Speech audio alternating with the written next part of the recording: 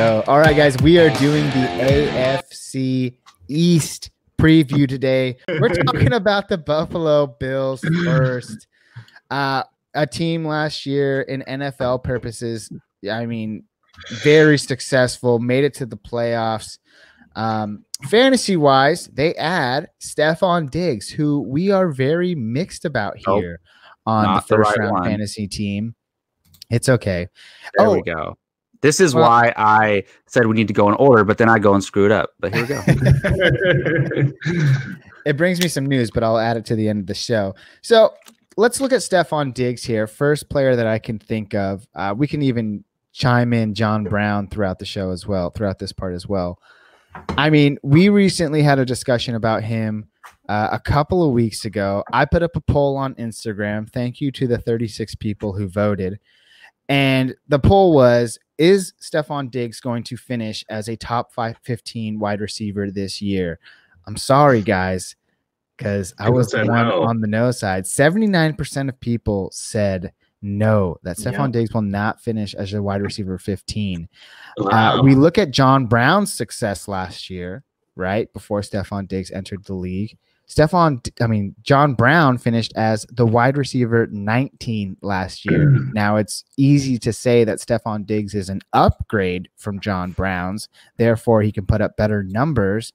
But I just don't see it. Convince me, guys. Convince me what you all see. Diggs is a superstar talent and a superstar player. And we've seen him explode. Last year, he was on a streak that was crazy. And he always, look, I would say he does have some inconsistency a lot, but when he's exploding, he's exploding. He's a guy who can win you weeks because he's going to go off for 35. And I believe, in my opinion, he's in a better situation now, if not equal, better. Diggs thrives with quarterbacks.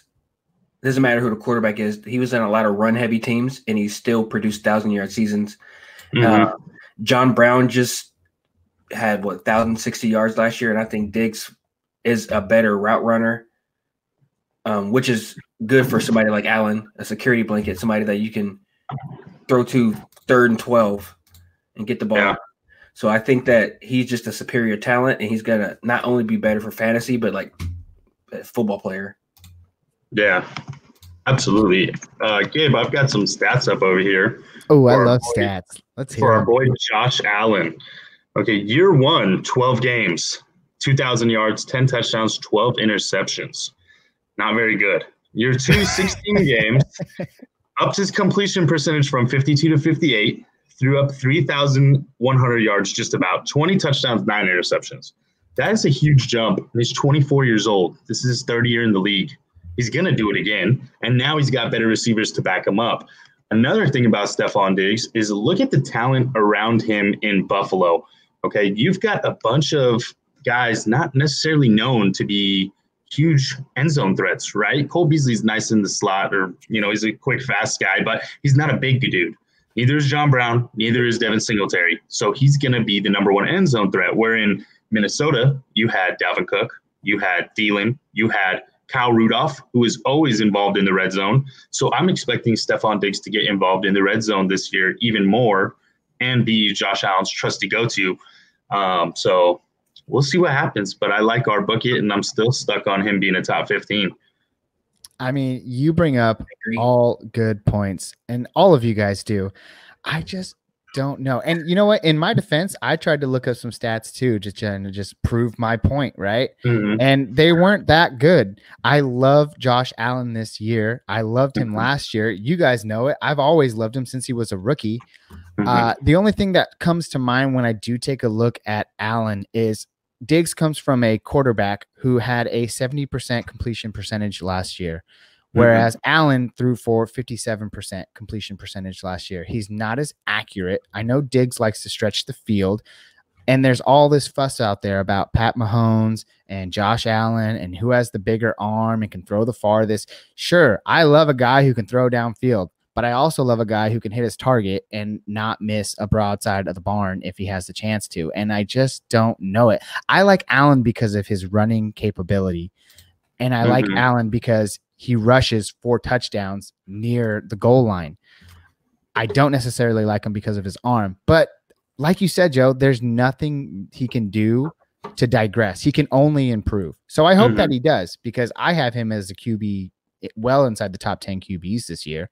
So it's just a matter if he can suffice and make better Stefon Diggs, which you guys say you can. So I want to see it. Plus, he's on our fantasy team, so I want him to have a good season.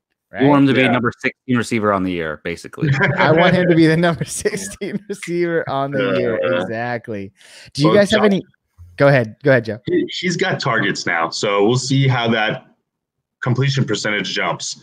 He's already went up 6% from the first to the second year, and now he's got weapons. I mean, that is Singletary, Diggs, Brown, Beasley, Knox. That's pieces. So there's always going to be an open guy on the field, where in years past he didn't have much to throw to. So I'm expecting him to be 65% this year, and I think that's good enough for Diggs. Yeah, that's a really fair assessment. And back to Diggs a little bit. He finished as a wide receiver 23 last year, 63 receptions, 1,100 yards, and 6 TDs. Do not count John Brown out. He finished as the wide receiver 19 last year. He had 10 more receptions than Diggs and 1 more touchdown. I'm not saying that I would take John Brown over Diggs. I think if the value is there, I would love to have Diggs on my team. However, I mean, John Brown late as a wide receiver 2 or a high-end flex play, I would consider it. I mean, I would hope Josh Allen would improve enough to support 2 wide receivers. What do you think? Would you take John Brown? John Brown is so underrated, and he's not a sexy name. Like, a lot of people don't talk about him, or you offer him in a trade, people are not enticed, so I just think he is undervalued, and that's good for people who do value him, because you can take him in the late rounds, get him in a trade for less than what you would really have to pay for. So I like him. Yeah, what now, Stefon, we got Diggs in the 7th round, and guess what his ADP is? The 7th round. Okay. So he's going at the 702 compared to John Brown. John Brown is going in the 15th round. So, I mean, good value there for both, I think, especially if you guys see the upside in Diggs, which, you know what? You're starting to convince me. I feel a little bit more comfortable with him on our 3 team. running backs, right? So we did pretty well on our receivers going 3 running backs, and in my opinion, yeah, he was the best upside option at the time. That is a fair assessment. That is a fair assessment. Well, it's safe to say that no matter what, Stefon Diggs should be on your roster given his value. Let's move on now to Devin Singletary, ADP currently in the 5th round. He had 151 rushes last year for 775 yards and 2 TDs. That was 5.1 yards per carry. That is excellent. However, he only played in 12 games. He was a little injury riddled throughout the season. He didn't see a lot of goal line work, mostly in part to being poached by Josh Allen. Is he someone, Jacob, let's hear from you first, because in one of our leagues, you are actively trying to trade our man, Devin Singletary. Do you see his demise?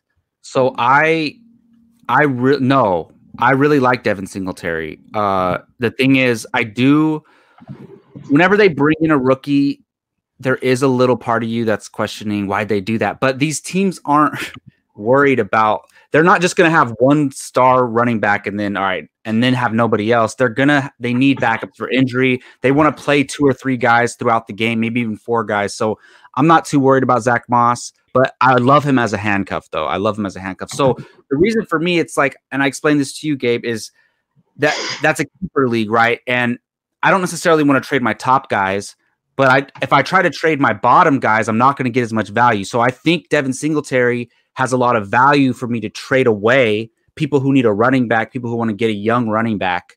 And I think I can get good value for him. If I try to trade my 6th keeper who's a wide receiver, nobody wants that right now. But people want a young stud running back in a keeper league. So that's why I'm trying to trade him, not because I devalue him. It's actually because I value him.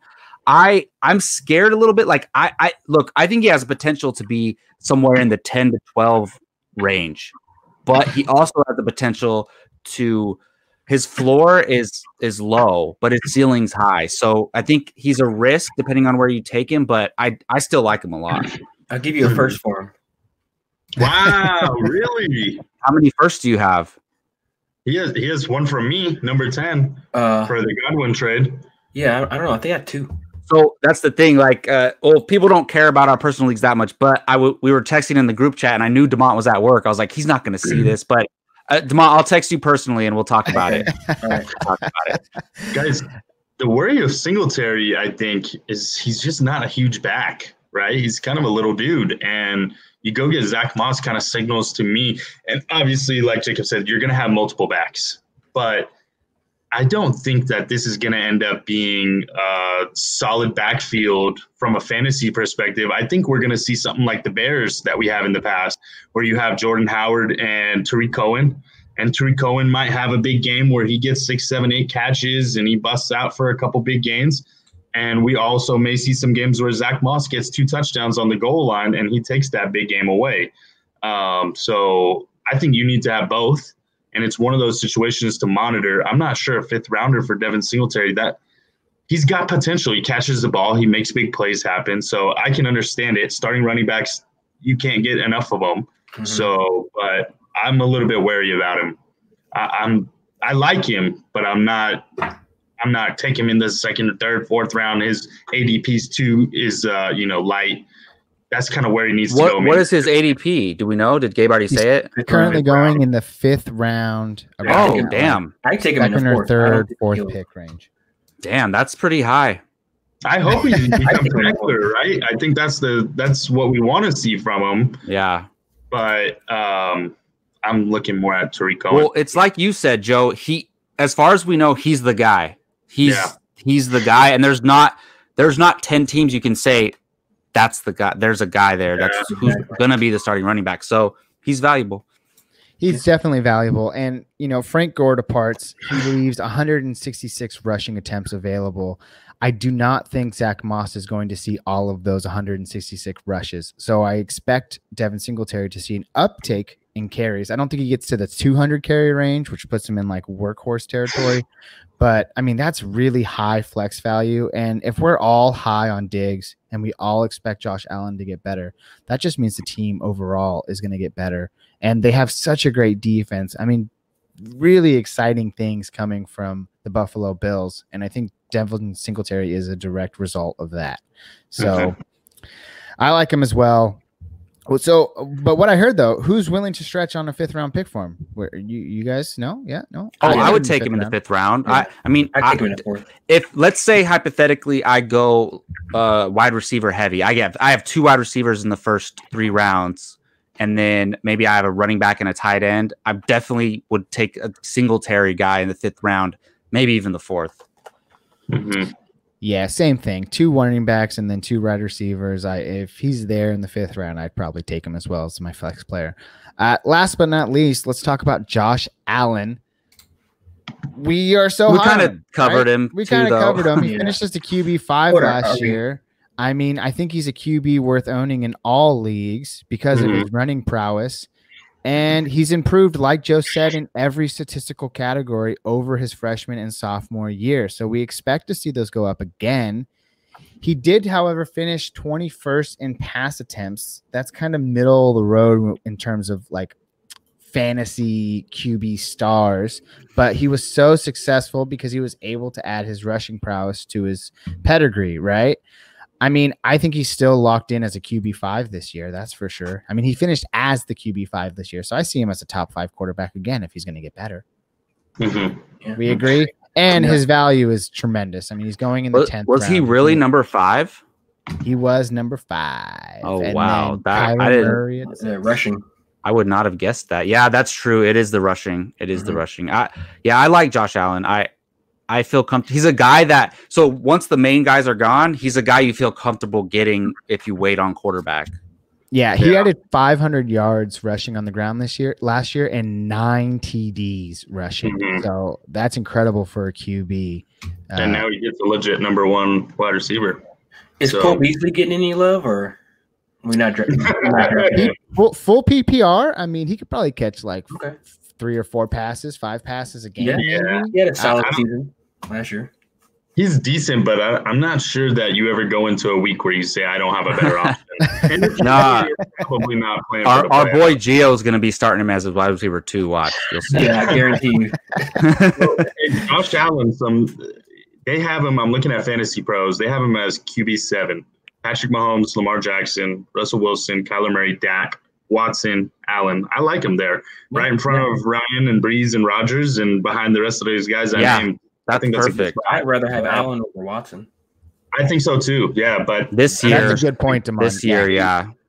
Yeah, he is a rising star. He's a rising star in this league for sure. And I think he's definitely worth having on your fantasy team.